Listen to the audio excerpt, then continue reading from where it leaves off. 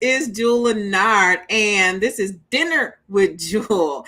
I help entrepreneurs to show up big and connect with their people. And so today is Tuesday, and on Tuesday, we are on the O in Boss, and O is for organized. And so, what we're going to talk about is, or what I'm going to share about, is how to be organized so that you can be positioned as a sales ninja. That means to me, when I say sales ninja, I'm talking about someone who can really kind of be focused and targeted and just handle the business of sales and detach from it almost.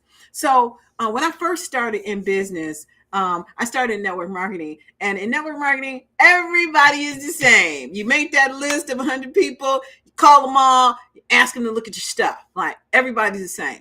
What I found though is that selling is relationship building, right? Because no one buys from you unless they know, like, and trust you, right? They might, if you've got something, you like the only person in the world that has the thing, then maybe it's possible that they might buy from you, even though they don't like you. But for the most part, I would say that relationship building is most important.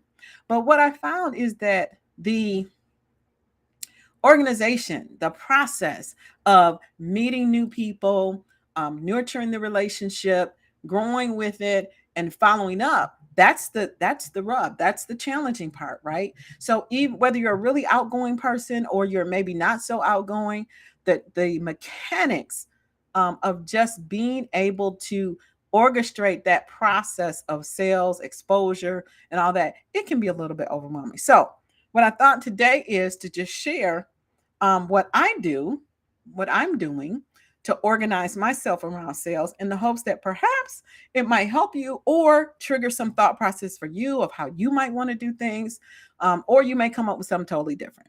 But because at the end of the day, the process that you come up with has to be the one that you can do. That's the only one that matters. Is the one that you can do. That's the process for you.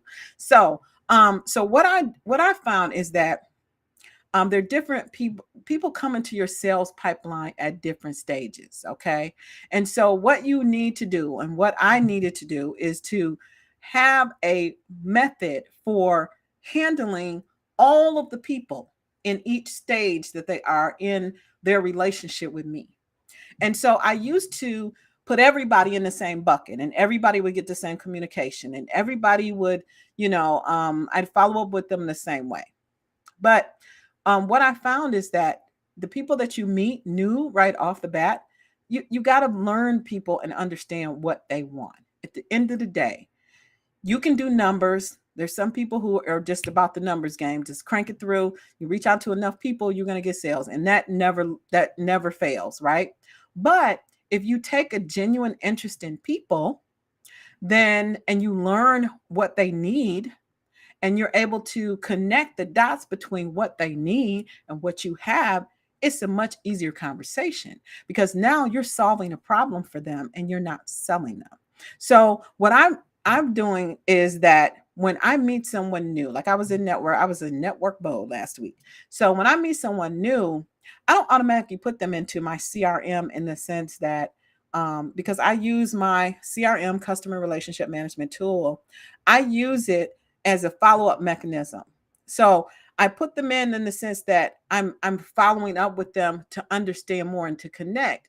But they don't really get into a workflow until I understand what they need and what area might be most helpful. And the way you do that is just have the conversations and get to know people, learn about their business. And so when I first meet someone, I don't put them in there. I just have them in my I have them in my phone initially. And then once I've connected with them and I've had some conversation and I understand what they need, then I put them into a tool that automates the process of following up and making sure they get the right information. So, for example, if it's someone who is definitely just interested in websites, or they're definitely just interested in learning about specific marketing automations, they go into a different sequence of communication. They're going to have different things that they're interested in, right?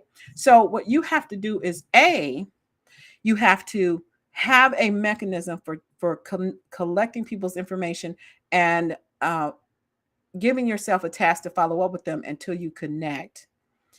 And B, you need to know your product well enough that you can create a journey that a lead can go on to get to know you. Okay.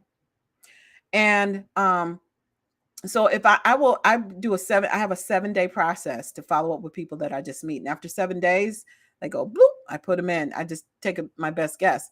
But what I didn't know at first is I didn't know my product well enough, to be honest. And you may not know your product well enough. Because when I say well enough, I mean so that you understand what their journey is going to be to learn about it. So, for example, I'm marketing automation. So, the first thing I need to make sure you understand the language. So, the first communication is more around kind of marketing and different things it's about and keeping it really simple.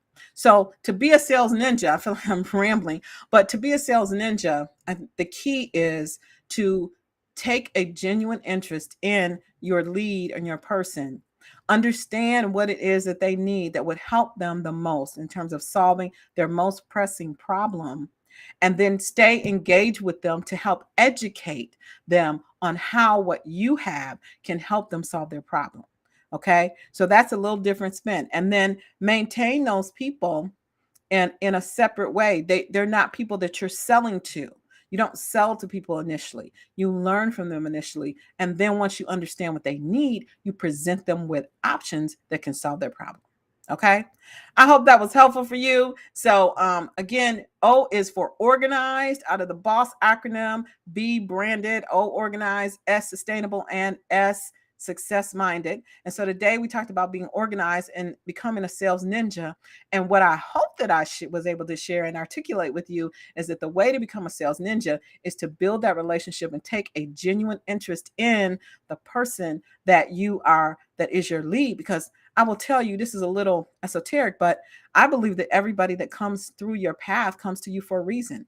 I listened to a guy by the name of Stuart Wild, and one of the things that really was impressed upon me is that when you're elevating, when you're a high energy person, as a lot of entrepreneurs are, you have to be an entrepreneur. But when you're raising your energy and you're positive and you're driven, people are going to be drawn to you. And at the end of the day, you need to have a way to bill them. That's what he said. You have a way to bill them. And so to me, that's having a product, but it acknowledges the fact that people come to you for all sorts of different reasons, or they have different needs that may have nothing to do with your product. But when you're an organized person in terms of sales and building those relationships, then you can help them in ways that maybe you didn't even know you could. So with that, I hope that was helpful for you. If it's helpful, then definitely share the video. Comment below your sales ninja tip. One thing that you've done, keep yourself organized in sales to help everyone. And I will talk to you next time on Lunch with Jewel. Okay, bye for now.